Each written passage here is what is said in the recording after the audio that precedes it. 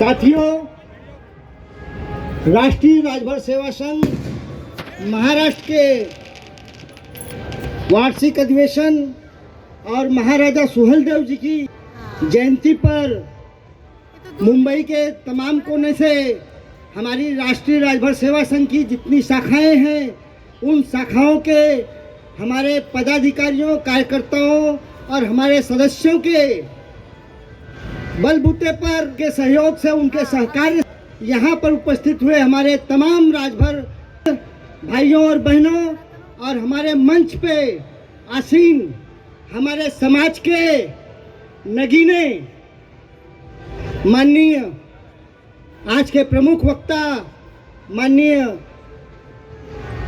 MB. Rajbhar ji, इतिहासकार, आज के हमारे प्रमुख अतिथि, मुख्य अतिथि माननीय अनिल राजभर जी, जज साहब, और हमारे संगठन के पूर्व पदाधिकारी, वर्तमान पदाधिकारी और उपस्थित तमाम सज्जनों।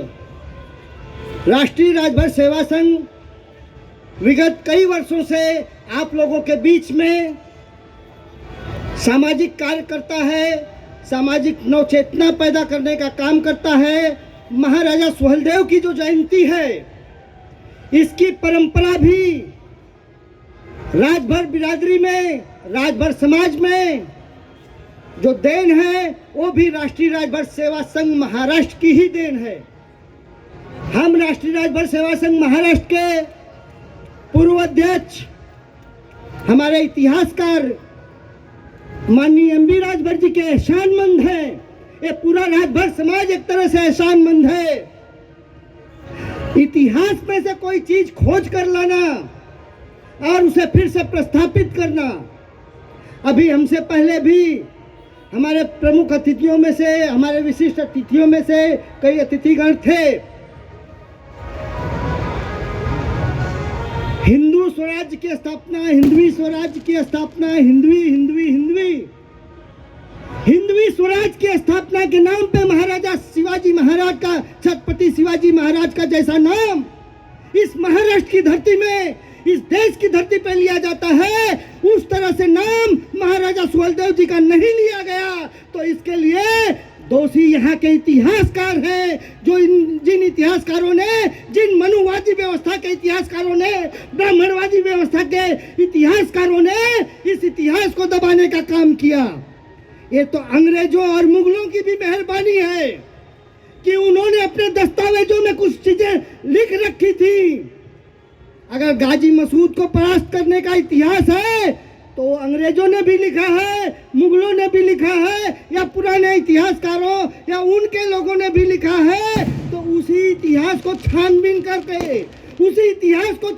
करके हमारे सामने, हमारी बिरादरी के सामने, हमारे समाज के सामने, इस देश के सामने पेश करने का काम एम.बी. राजभर जी जैसे लोगों ने और दूसरे हमारे बिरादरी के इतिहासकारों ने रखा।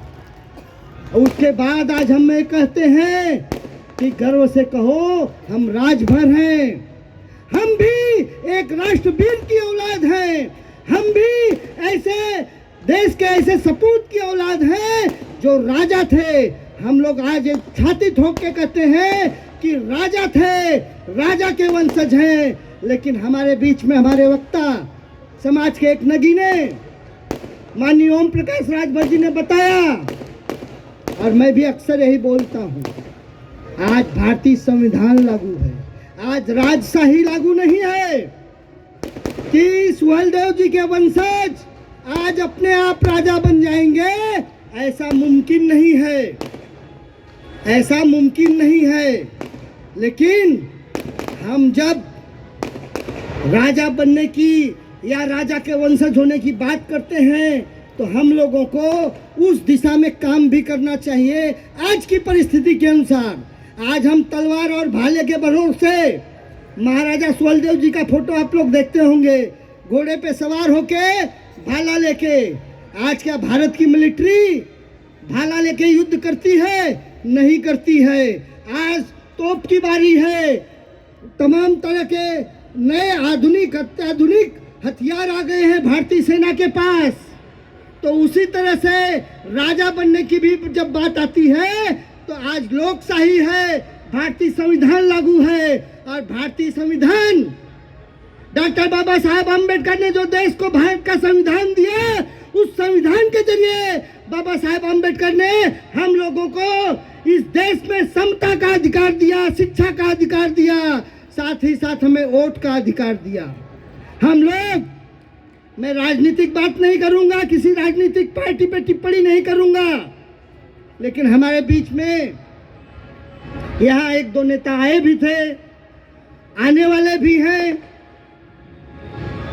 राजा बनने की जब बात आती है तो आजकल वही है ना, जो सांसद बनेगा, विधायक बनेगा, मंत्री बनेगा, नगर सेवक बनेगा। आज की भाषा में जनता का प्रतिनिधि ही जनता का राजा है। अब हम मुंबई में इतनी तमाम भीड़, हम इतने राजभर लोग आज यहाँ बैठे हैं। इन राजभरों के अलावा भी कई क्षेत्रों में कई राजभर हैं। अकेले इस गोरेगांव विधानसभा में 2000 राजभर वोटर हैं। हम जिस विधानसभा से रहते हैं, विले पार्ले विधानसभा, उसमें 3000 राजभर वोटर हैं।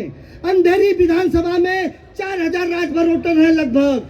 चांदी वाली विधानसभा में लगभग 4 से 5000 राजभर समाज का वोटर है। मैं ऐसे वोटरों की बात करता हूँ जिसके सरनेम के आगे राजभर लिखा हुआ है। राय और भारद्वाज लिखे वालों की काउंटिंग मैंने अभी तक उस वोटर लिस्ट में नहीं की है। यानी हम लोग जो ऑनलाइन वोटर लिस्ट देखते हैं, मैं उसके हिसाब से बात कर रहा हूँ। लेकिन इसी मुंबई महानगरी में हमारे कितने कारपोरेटर हैं, कितने नगर सेवक हैं, विधायक तो बात की बात है। हम सबका साथ सबका विकास करने की बात करते हैं, लेकिन सबका साथ हमको कब मिलेगा? हमको भी तो सबका साथ मिलना चाहिए, तब तो हम राजा बनेंगे। हम खाली वोट देते रहेंगे क्या? हम लोग सिर्फ वोट देते रहेंगे तो सिर्फ और सिर्फ पहरेदार बन के रह जाएंगे। राजा का वंशज बनना है तो हम लोगों को, हम जिस भी पार्टी में काम करते हैं, हमारे पार्टी के किसी भी कार्यकर्ता की बात है, जो जिस पार्टी में काम करता है उस पार्टी से टिकट मांगने की भरपूर कोशिश करे।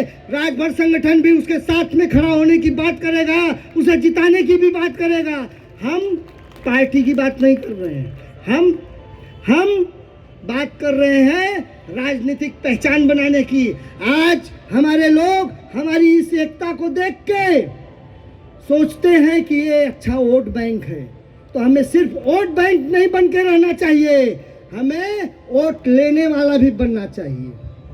जब हम वोट लेने वाले बनेंगे तो हो सकता है कल हमारे अध्यक्ष जी को भी कहीं किसी और मंच पे बुला के दूसरे हमारे समकक्ष समाज के लोग हैं उनके बीच उनका भी स्वागत हो। हमारा कोई विधायक एमपी तो पहुंच ही नहीं पाता।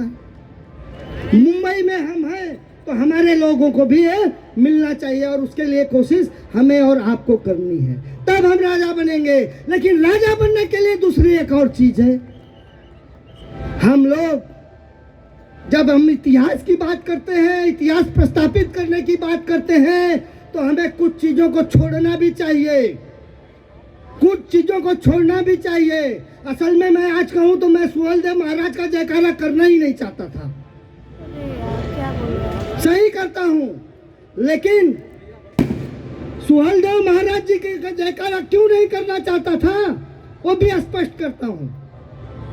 जब हम अपना इतिहास प्रस्तापित करने की बात करते हैं तो हमारा फोकस हमारे इतिहास के ऊपर होना चाहिए, हमारे महापुरुष के ऊपर होना चाहिए।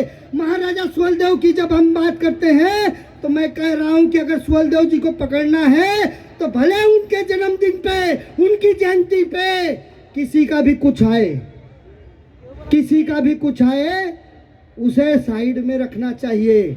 हमें हमारे वाले की प्रस्थापना करनी है, तब हमारा इतिहास बनेगा। अगर सुहेलदेव जी के साथ में किसी और को जोड़ के हम करते रहेंगे तो हमारी चीज गौड़ हो जाएगी। यही इसी तरह से तो हमारा इतिहास गुम हुआ है पहले भी।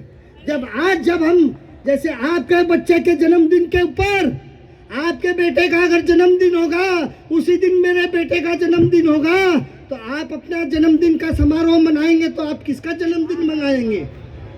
आप अपने बेटे का जन्मदिन मनाएंगे कि मेरे बेटे का जन्मदिन मनाएंगे। जो समारोह आप रखेंगे वो तो आपके बेटे का जन्मदिन होगा ना, उसमें आप मेरे भी बेटे का नाम जोड़ देंगे नहीं ना।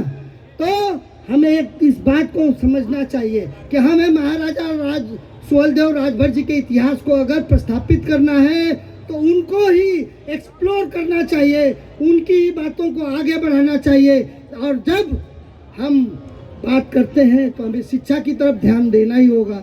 हम अगर शिक्षा की देवी को लेकर बैठे हैं, उनकी पूजा अर्चना करते हैं और शिक्षा लेते नहीं हैं, तो हम उस सुर की देवी का हम कोई भी अभिनंदन नहीं करते हैं। अगर हम उस सरस्वती की वंदना करते हैं और शिक्षा से दूर रहते हैं तो ये हम लोग उनका अपमान करते हैं। हमें और आपको चाहिए कि शिक्षा के क्षेत्र में अग्रसर हों, अपने बच्चों को पढ़ाएं, खुद पढ़ें और आगे बढ़ें, तभी हम राजा बनेंगे, राजा के वंशज बनेंगे। जय भीम, जय भारत, जय सुहेलदेव।